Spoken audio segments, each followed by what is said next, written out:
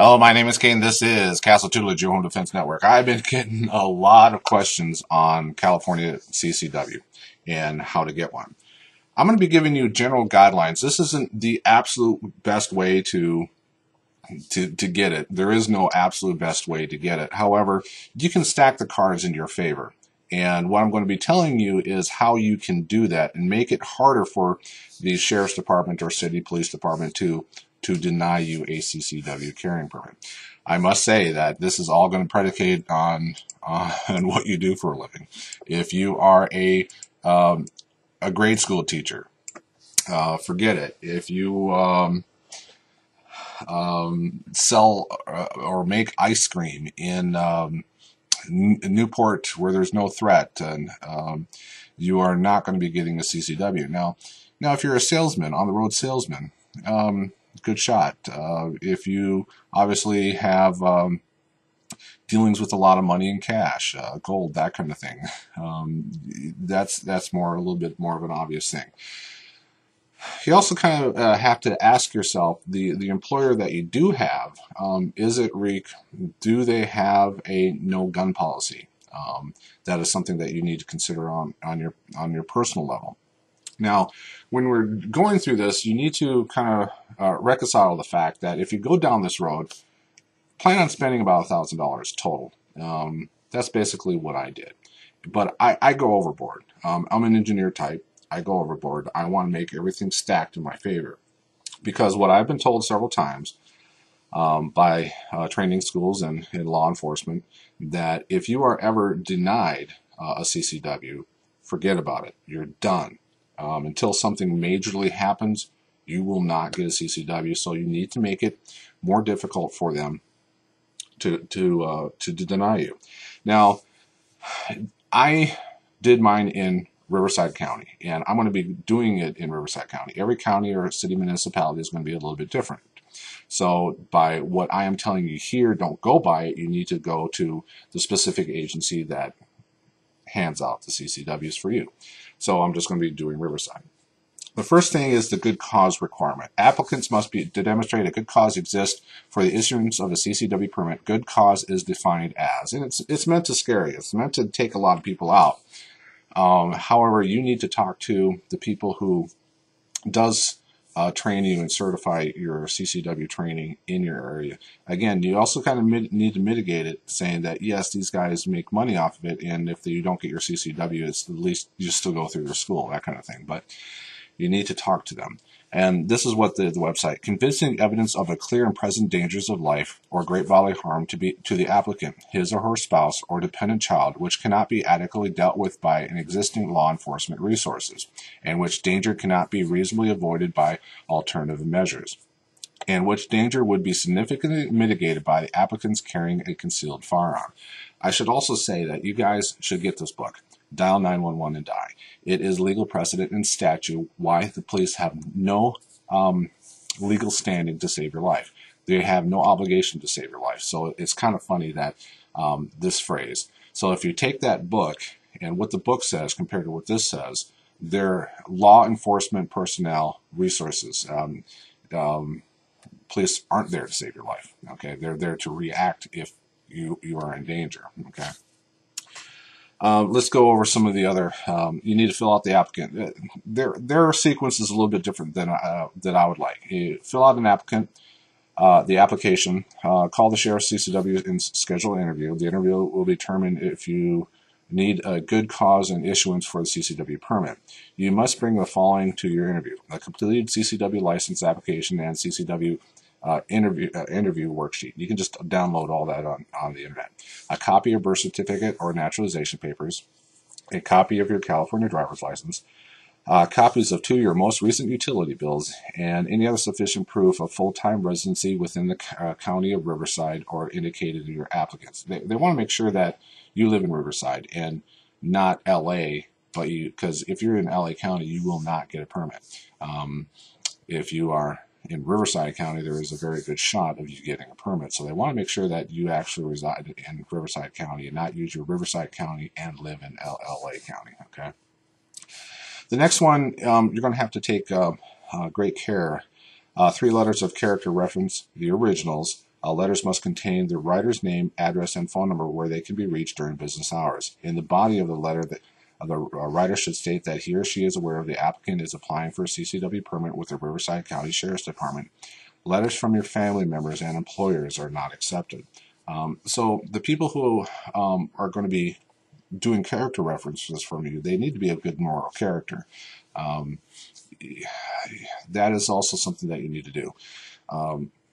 Having them write an entire soliloquy, forget about it. It needs to be short, concise, and precise, and maybe just one example of good moral character fortitude on your part. Okay, don't have them write a 3,000 word essay on you. Okay, copy of your military discharge DD-214, 2 recent passport photos. And then if you are successful after the interview, you get fingerprinted.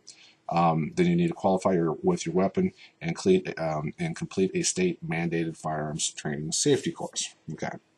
For me, you need to do the last part first. You need to get qualified with your weapon and complete a state mandated firearms training course.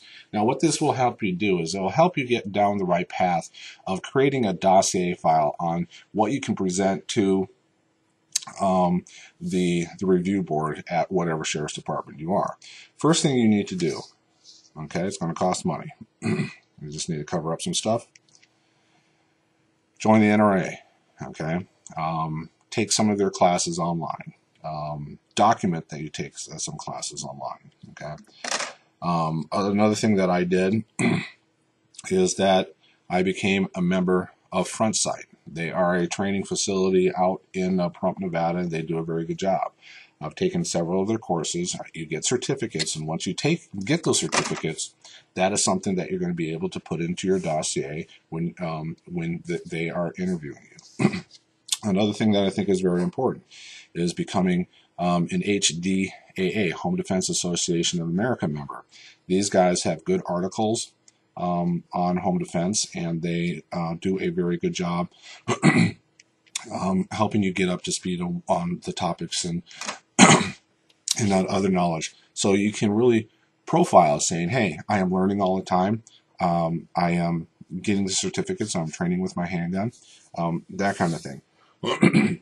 Excuse me. One of the things that they really take a look at is that it's very difficult for them not to give you a California CCW if other states have given you California CCW. I have gotten some non-resident, when I was living in California, non-resident CCW. And, excuse me, just snuck up on me. I don't want to redo those videos. I'm not. So I got some more training with the facility that I did in Southern California.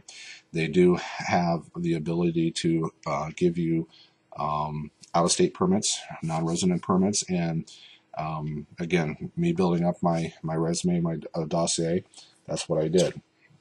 Let me cover up some stuff.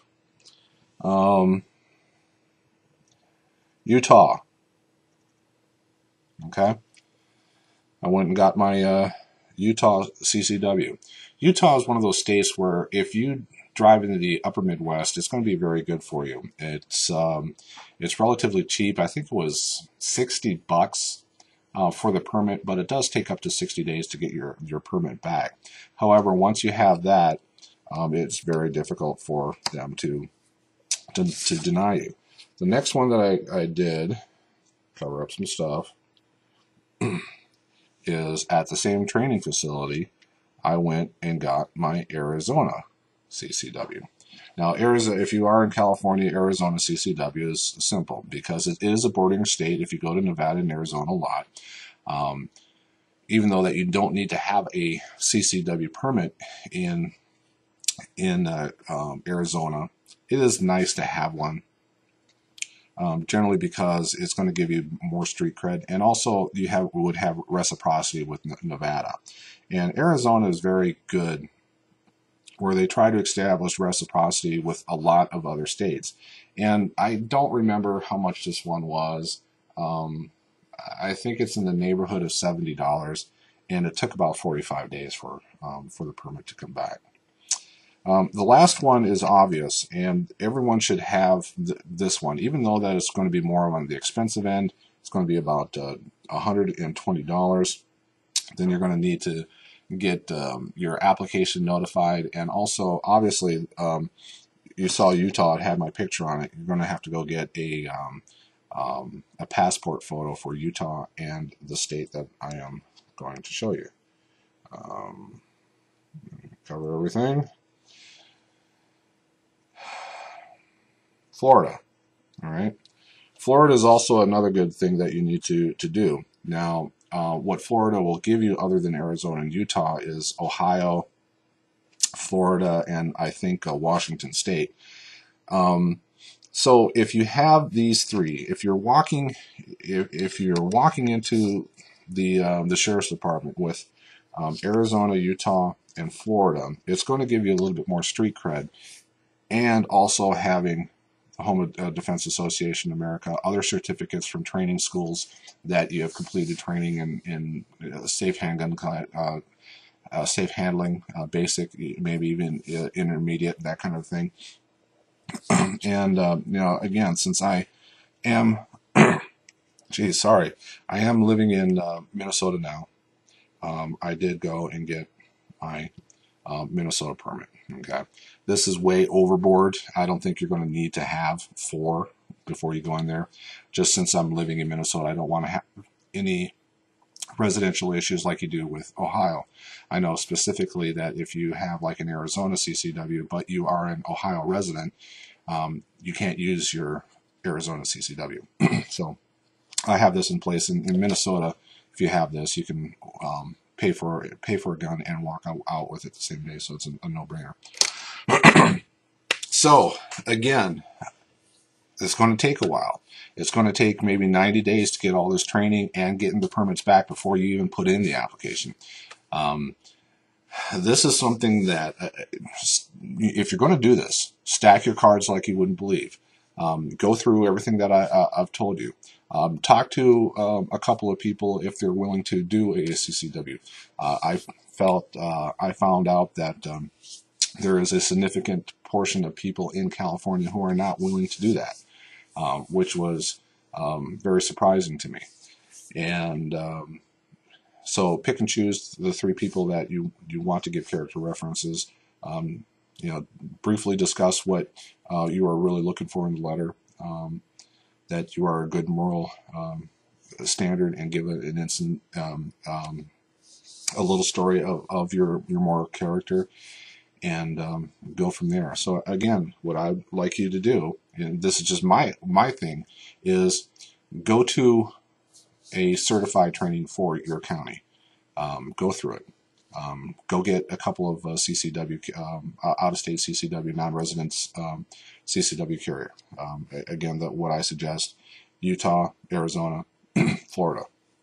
Go overboard. Go in there, have your ducks in a row, be a little bit prepared. Okay, one of the things I did forget to talk about was reviewing the video is that during the training process and your qualification process, on your permit, you're going to have 3 choices of firearms, and you're going to have to qualify for each of those firearms. Those firearms serial numbers are going to be on your permit. And what you want to do is, when you're going through this process, is not to have 3 totally different styles of handguns on it. You're not going to want to have like I'm going to bastardize a little bit, a 1911, a single action revolver, and a dual action semi-automatic. You're going to want to have basically the same platform. My platform was a CZ 2075 and a CZ 75 P01. And then what I did is I later qualified with a Ruger LCR 357.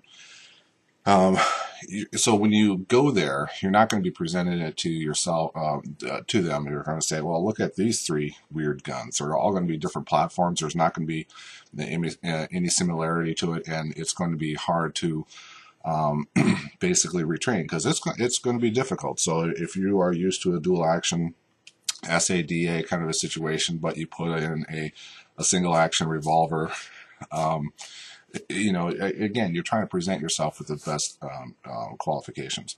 I also should say about the permit process, when you do get the permit, that California, they do attach your permit to your driver's license. So if you ever do get pulled over, they are going to say, hey, he is a permit holder and he has a Glock Smith & Wesson 40. So you also need to be kind of cognitive of that fact also. So stack the deck for you.